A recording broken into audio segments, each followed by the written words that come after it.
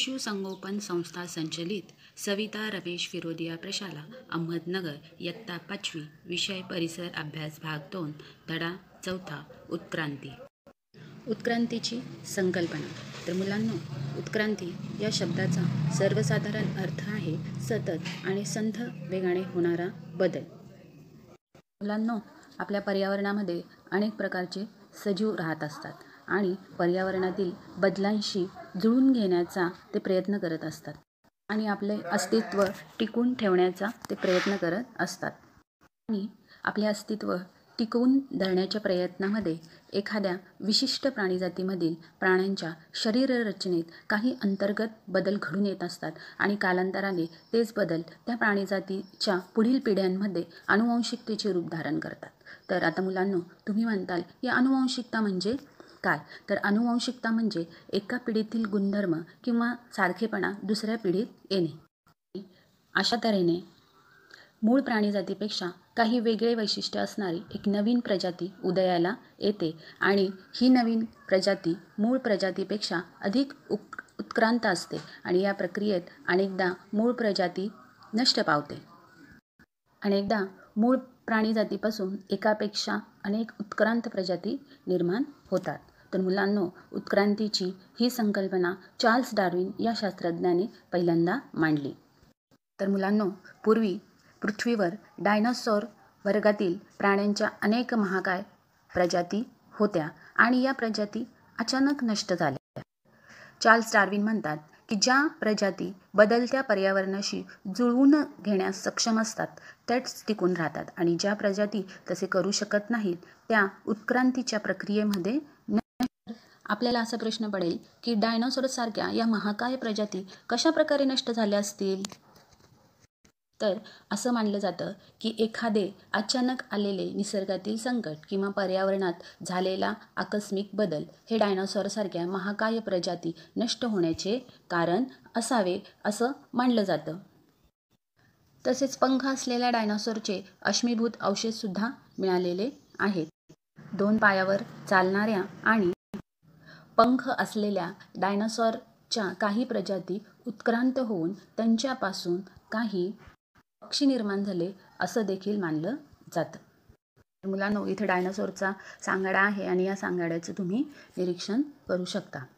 डायनासोरसारखा महाकाय प्राणी हा पूर्वी होता, परंतु तो आता नाही, कारण पर्यावरणाशी जुळून त्याला घेता आले नाही किंवा पर्यावरणात झालेल्या बदलांशी जुळवून न घेता आल्याने उत्क्रांतीच्या प्रक्रियेमध्ये पूर्ण पृथ्वीवरून डायनासोर वर्गातील महाकाय प्रजाती ह्या नष्ट झाल्या। प्राण्यांच्या उत्क्रांतीचे टप्पे। सजीवसृष्टीच्या निर्मितीची सुरुवात आदिजीव या एकपेशीय सजीवांपासून झालेली आहे। एकपेशीय सजीव म्हणजे ज्या सजीवांचे शरीर फक्त एका पेशीनेच बनलेले असते त्याला आपण एकपेशीय सजीव असे म्हणतो आणि या सजीवाच्या सर्व क्रिया या एका पेशीमध्येच होत असतात आणि या एकपेशीय सजीवापासूनच हळूहळू बहुपेशीय सजीव निर्माण झालेले आहेत, जसे मानव आणि इतर प्राणी, झाड हे सर्व बहुपेशीय सजीव आहेत। मुलांनो, आता आपण पाहणार आहोत प्राण्यांच्या उत्क्रांतीचे टप्पे 2 आहेत। एक आहे अपृष्ठवंशीय सजीव म्हणजे पाठीचा कणा नसलेले सजीव आणि पृष्ठवंशीय सजीव म्हणजे पाठीचा कणा असलेले प्राणी किंवा त्याला आपण सजीव असे म्हणतो। अपृष्ठवंशीय सजीव उदाहरणार्थ गोगलगाय किंवा गांडूळ म्हणजे अपृष्ठवंशीय जे सजीव आहेत त्यांना पाठीचा कणा नसतो। गोगलगाय किंवा जर गांडूळ आपण पाहिलं तर यांना पाठीचा कणा नसतो आणि पृष्ठवंशीय सजीव म्हणजे पाठीचा कणा असलेले सजीव याच्यामध्ये आपल्याला अनेक उदाहरणं पाहता येतील। मासा आहे, कासव आहे, मानवसुद्धा। पृष्ठवंशीय सजीव म्हणजे पाठीचा कणा असलेले त्याच्यामध्ये जलचर प्राणी, उभयचर प्राणी, पक्षी वर्ग, सरपटणारे प्राणी आणि सस्तन प्राणी आहेत। तर आपण आधी पाहणार आहोत जलचर प्राणी। जलचर प्राणी म्हणजे पाण्यात राहणारे प्राणी, उदाहरणार्थ मासा। मासा जर आपण पाण्याच्या बाहेर काढला तर तो मरून जाईल, कारण मासा हा जलचर प्राणी आहे आणि तो फक्त पाण्यामध्ये जिवंत राहू शकतो।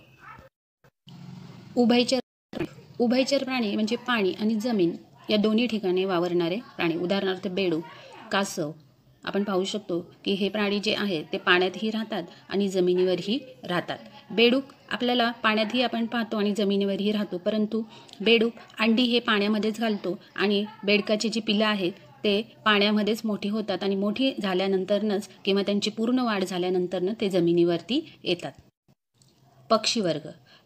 पक्षी हे आकाशामध्ये उडतात. पक्ष्यांचे संपूर्ण शरीर हे त्यांच्या पंखांनी किंवा पिसांनी झाकलेले असते आणि ते जगण्यासाठी हवेतील प्राणवायू शोषून घेतात. पक्षी अंडी घालतात आणि अंड्यातून पिलांना जन्म देतात. सरपटणारे प्राणी, उदाहरणार्थ साप. साप हा जमिनीवरती सरपटतो. साप पाणी आणि जमीन दोन्ही ठिकाणी राहतो. काही समुद्री साप हे पाण्यामध्ये सुद्धा राहतात आणि जमिनीवर सुद्धा राहतात. साप अंडे घालतात आणि अंड्यातून पिलांना जन्म देतात आणि सापांचं शरीर जे आहे तर किंवा त्यांच्या त्वचेवरती खवले असतात. सस्तन प्राणी. पृष्ठवंशीय प्राण्यांच्या वर्गातील सर्वात अधिक उत्क्रांत टप्पा म्हणजे हे सस्तन प्राणी होय. सस्तन प्राण्यामध्ये हत्ती, गाय, म्हैस, वाघ, सिंह असे अनेक प्रकारचे प्राणी येतात. पोटात पिल्लांची वाढ पूर्ण झाल्यानंतरनं आईने त्या पिल्लाला जन्म देणे आणि जन्मानंतर काही काळ तिच्या अंगच्या दुधावर त्याचे पोषण होणे हे बहुतेक सस्तन प्राण्यांचं महत्त्वाचं वैशिष्ट्य आहे. तर पहा मुलांनो, या चित्रामध्ये तुम्ही निरीक्षण करा. सस्तन प्राणी हे पिलांना जन्म देतात आणि आपल्या दुधावरती त्या पिलाचं पोषण करतात आणि हे सगळ्यात मोठं सस्तन प्राण्याचं महत्त्वाचं वैशिष्ट्य आहे. परंतु त्याला अपवाद आहे. बदक चोच्या नावाचा सस्तन प्राणी, त्याला इंग्रजीमध्ये प्लॅटिपस असे म्हणतात. आणि त्याचबरोबर मुंगीखाऊ म्हणजे अँट ईटर प्राण्यांच्या काही अशा प्रजाती आहेत की हे प्राणी सस्तन जरी असले तरी ते अंडी घालतात आणि अंड्यातूनच पिलांना जन्म देतात. मानव सदृश वानर. मानव सदृश वानर म्हणजे मानवाशी साम्य असणारा वानर, यालाच आपण एप वानर असे म्हणतो. आणि मानव सदृश वानराच्या प्रजातींचा वावर प्रामुख्याने झाडावरच होता. ज्या प्रजातींचा वावर झाडावर होत राहिला त्यांचे मूळ वानर स्वरूप कायम राहिले. मात्र ज्या काही प्रजातींना गवताळ प्रदेशात झाडांऐवजी जमिनीवर वावरणे भाग पडले त्या प्रजाती उत्क्रांत होत गेल्या आणि त्यांच्यापासूनच क्रमाने उत्क्रांत होत होत मानवाची प्रजातीही अस्तित्वात आलेली आहे. तर ह्या चित्राचं तुम्ही निरीक्षण करू शकता. ज्या वानराच्या प्रजाती झाडांऐवजी जमिनीवरती राहू लागल्या किंवा झाडांऐवजी जमिनीवर त्यांना वावरणं भाग पडलं त्या प्रजाती हळूहळू उत्क्रांत होत गेल्या आणि त्यांच्यापासूनच मानवी प्रजाती अस्तित्वात आली आणि हे प्रथम आफ्रिका खंडामध्ये घडले. त्यालाच आपण आदिमानव असे म्हणतो. आदी म्हणजे प्रारंभीचा, सुरुवातीचा. अशा प्रकारे मानव सदृश्य वानरापासून किंवा मानव सदृश्य वानरामध्ये उत्क्रांत होत जाऊन मानवी प्रजाती अस्तित्वात आलेल्या आहेत आणि त्यालाच आपण आदिमानव म्हणजेच प्रारंभीचा मानव असे म्हणतो.